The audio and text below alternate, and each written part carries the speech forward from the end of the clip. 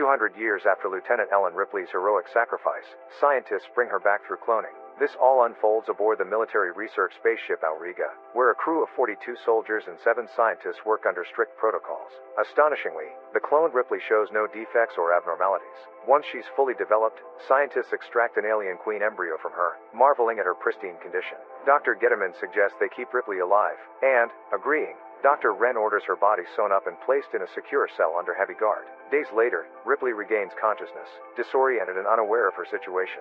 She notices the number 8 marked on her body but doesn't understand its meaning. Dr. Getterman checks on her condition and finds her stable. Dr. Wren, inspecting her stitches, shows excessive curiosity, prompting Ripley to react violently and attack him before guards subdue her. During further examination, scientists discover traces of alien DNA in Ripley, giving her remarkable learning abilities, lightning-fast reflexes, immense physical strength, animalistic instincts, and rapid healing. The scientists are thrilled with their results, but General Perez remains skeptical. His focus is the alien queen, now maturing and starting to lay eggs. To him, Ripley is a mere byproduct he's ready to eliminate at any sign of risk. Despite this, Wren and Getterman argue for her preservation and continued study. Over time, Ripley senses a strange connection with the alien queen and warns the crew of their impending doom at the hands of these creatures. Wren dismisses her warning, confident that technological advances in the past 200 years will keep them safe. Yet Ripley, her memory slowly resurfacing, knows the truth. The aliens are beyond control, and the crew is doomed. Soon, a pirate ship led by Frank Elgin approaches Auriga. Elgin and 5 mercenaries board the military vessel, planning to deliver their precious cargo, stolen stasis pods containing abducted miners. Before entering enemy territory, the 6 prepare for combat. Gary Christie, Elgin's second-in-command on the pirate ship Betty, arms himself with twin pistols deployed by a special mechanism hidden in his sleeves. Vries, a disabled mechanic who moves around in a wheelchair, readies his weapons while enduring the taunts of Johnner, a hot-tempered mercenary who distrusts his own team. New recruit Annalie Call shows sympathy toward Vries, displaying a rare bond of empathy among the otherwise hardened crew. Upon arriving on the military research ship, the crew of the Betty undergoes a thorough search with metal detectors. General Perez's guards remind them that weapons are strictly prohibited on board, but the 6 mercenaries disregard this rule. They manage to smuggle in their weapons, prepared to defend themselves if anyone tries to eliminate them as unwanted witnesses. Meeting with the general, Elgin finalizes a deal, handing over stasis pods containing miners. The scientists eagerly plan to use the miners as hosts for alien embryos, anticipating the arrival of new extraterrestrial creatures. Meanwhile, the Betty crew decides to stay on Auriga for a few days to rest before their next journey. In the recreation room, they encounter Ripley, who's casually playing basketball. Johnner tries to flirt with her but does so rudely. Ripley mocks the impolite mercenary and then punches him, knocking him out. The other crew members react aggressively, rushing to attack Ripley. Christie strikes her across the face with a barbell, but the clone withstands the blow effortlessly. She quickly overpowers several mercenaries until Dr. Wren steps in, reminding everyone that fighting is not allowed on board. It's then discovered that Ripley's blood is acidic, just like an alien's. That night, the Betty crew tries to keep the peace, avoiding conflicts with each other and with the scientists on Auriga. Dr. Getterman decides to check on the alien queen and heads to the lab, where he observes the hostile creature. When the alien acts aggressively, Getterman punishes it by releasing liquid nitrogen fumes. The creature quickly understands this form of discipline and becomes more compliant, leading Getterman to believe that Ripley was wrong. Training an alien might be simpler than expected. Meanwhile, alien drones begin to emerge from the infected miners. Pretending to be drunk, Call picks a fight with the mercenaries before slipping away. She sneaks past the guards and hacks the door to Ripley's room. Drawing a knife, she approaches Ripley, but then notices a scar on her chest. Realizing the alien queen is no longer inside her, Call's mission is now in jeopardy. Ripley, now aware she's a clone, doesn't consider herself useless. She believes she can help Call with her plan to eliminate the new aliens, sensing a connection to the queen and her offspring. As Call exits the room, soldiers surround her and accuse her of terrorism.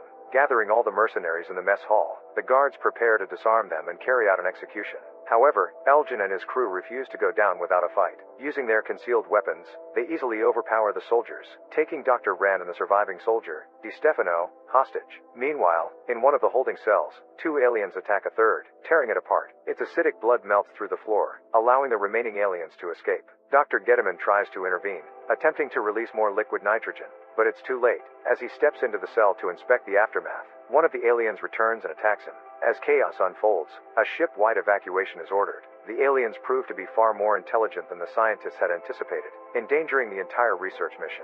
These monstrous creatures begin systematically eliminating anyone in their path. In one grim incident, an alien traps a soldier in a chamber and turns on the liquid nitrogen fumes, inflicting the same torturous punishment it had once endured. General Perez assists his soldiers in boarding escape pods and sends one group of survivors out into space. Hearing the terrifying screams of a monster nearby, the mercenary group realizes they're trapped and must work together if they hope to survive this deadly encounter. One of the aliens tries to break into Ripley's containment chamber. Not willing to confront the creature face to face, Ripley hacks the security system and uses her own acidic blood to melt an escape route through a backup exit. Meanwhile, Vries, exploring the ship, learns about the evacuation but quickly spots an approaching alien.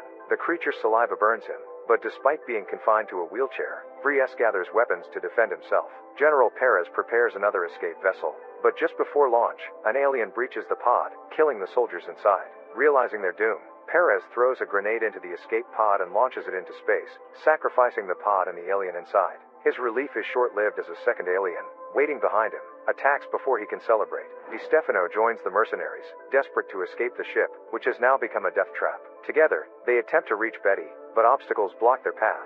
One alien hides in a ventilation shaft and attacks Elgin, catching him alone and killing him. The others mourn their fallen leader but are forced to keep moving, as the creature continues to close in. Just as the alien traps them, Ripley arrives, killing the beast and joining the group. Call vehemently opposes this, still viewing Ripley as the clone responsible for the monster's existence. But the others trust Ripley, recognizing her as one of the few who knows how to fight aliens and how to escape the ship. According to a scientist, there are around 12 aliens still on board, so the group must move quickly and shoot anything in their way. Vries, now wounded, escapes a close call and reunites with them. Di Stefano informs the group that the fastest route back to the Betty is through a cargo elevator on the far end of Auriga. As they press forward, Ripley senses that the ship has altered its course. Ren confirms her suspicion. In emergencies, Auriga is programmed to return to Earth, meaning the planet is now at risk. None of the mercenaries wants to bring the aliens to Earth, so they must not only flee the ship within hours but also destroy it to protect humanity. On the way to the cargo elevator, Ripley notices a room marked 1 to 7. Realizing she is the 8th clone, she understands this is the lab where previous cloning attempts were made. Inside, she finds horrifying remnants of failed attempts to clone her, ghastly figures deformed by the alien queen growing inside them. Searching the room, she finds the 7th clone, alive but in unimaginable suffering, begging for release. Disturbed by the sight, Ripley takes a flamethrower and incinerates the lab. Although the others criticize her for wasting precious fuel, Call empathizes with her decision, understanding the pain that drove Ripley to do it. The group continues their journey and soon discovers a room filled with miners, all dead, except for one man, Purvis. Confused and disoriented, Purvis can't understand what happened or how he ended up there. The last thing he remembers is falling asleep on a ship. The group tells him the brutal truth. He's been used in an experiment and is now carrying an alien embryo. With only a few hours left to live, Purvis faces a grim fate, but Ripley and Call offer a sliver of hope, suggesting they try to freeze him along with a developing alien inside. Their next route takes them through water-filled sections of the facility. The eerie unknown lies ahead, but they have no choice but to swim through part of a flooded kitchen. As soon as they're fully submerged, 2 aliens start hunting them down. The creatures move faster underwater, but Johnner manages to take one out with a precise shot. The group makes it past the kitchen and heads for the cargo lift shaft. Elgin's girlfriend, however, can't keep up. An alien grabs her leg, and she becomes its next victim. The group tries to push forward but finds their way blocked by a membrane. They quickly break through, but it's clear they've only shaken off the pursuit because they've wandered into yet another alien trap. The mercenaries are now in the heart of the alien's nest, where new monsters are ready to hatch. One alien attacks Ripley, covering her face and dragging her down. The others aren't in much better shape, with new creatures set to emerge at any moment. Christie makes a difficult call, ordering everyone to dive underwater. He uses a grenade launcher, firing 2 rounds to incinerate the nest and clear a path to the lift shaft. Ripley manages to free herself from a newborn creature and swims after the others. They climb up a ladder, with Ren reaching the top first. He asks Call for a gun to override the door's security mechanism, but he tricks her and shoots her in the stomach. Call falls back into the water, where an alien attacks her, while Ren escapes, intent on reaching the mercenary ship first. The group is now trapped with no way out. The door is locked, and an alien is closing in on them. It attacks Vries and Christie, who is carrying Vries on his back. Using acid as a weapon, the alien injures them, making it harder to keep their grip on the ladder. Johnner risks his life to kill the creature, but another alien still clings to Christie's leg, pulling them both down. Realizing he's become a liability, Christie cuts his straps and sacrifices himself so Vries can survive. The team loses 2 members but still can't escape, as the door to the lift shaft remains locked. Suddenly, they hear a signal indicating the door is about to open. The group readies their weapons, bracing for an attack, when Call unexpectedly appears in front of them, alive. She climbed out of the water and unlocked the door from the other side. The alien hadn't attacked her. They soon learn why. Call is a second-generation android, built by other machines. Though some are suspicious of her newfound identity, the group has lost too many people to turn away any help they can get.